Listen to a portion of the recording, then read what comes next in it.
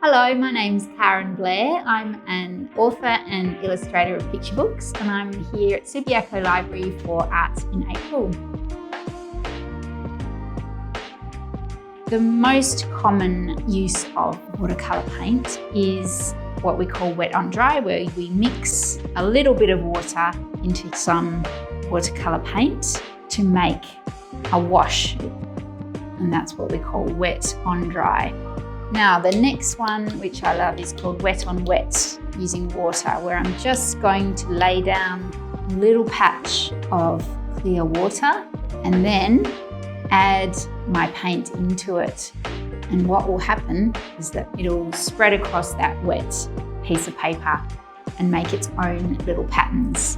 Another form is wet on wet, using colour. And then I'm going to see what happens when I drop a different colour into that wet paper and see the way that it moves. Another technique is called resist, where you can use a crayon or an oil pastel in this case. Press quite hard so that the oil pastel really sticks to the paper. That's wax resist, with the colour underneath popping through that watercolour. Now, this one is probably the most fun. You can use any sort of salt that you'd find in the kitchen and just sprinkling it on. And when that dries, that's going to absorb little parts of colour and make a little textured pattern. I'm going to use this picture of a fish as inspiration for a small watercolour painting. So I'm first of all just going to sketch part of it out. And I'm going to start with wet on dry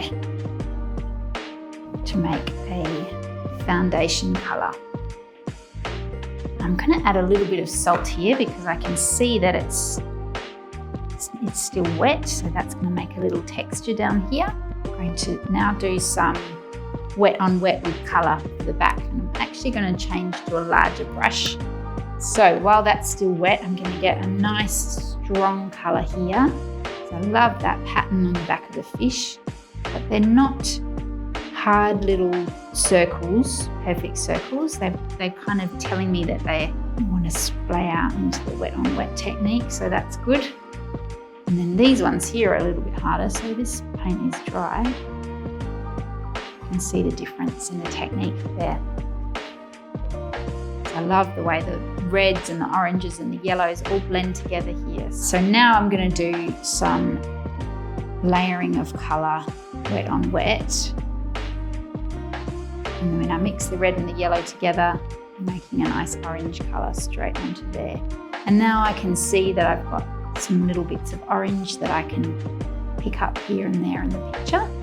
This part has dried, so when I put colour down, it's not going to move around. Now, if we want to do the background and if we want the colour to go right up to the edge, it's really best to let this section dry.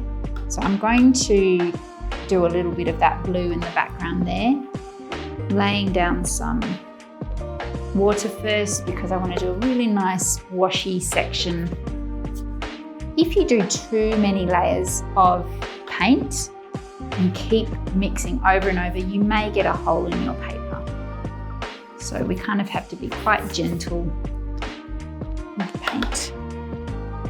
Just a tiny little white line so that the background doesn't, it's called bleed into the fish. And you can even pick it up and let the paint travel down the wet paper.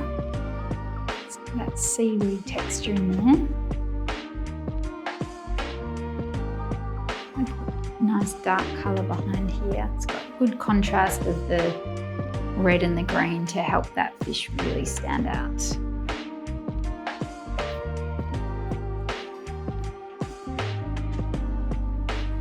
Now that some of these sections have dried, I can come back and add a few more layers for detail.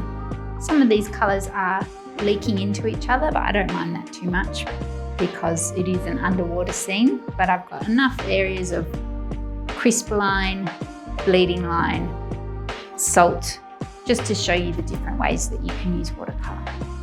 Thank you very much.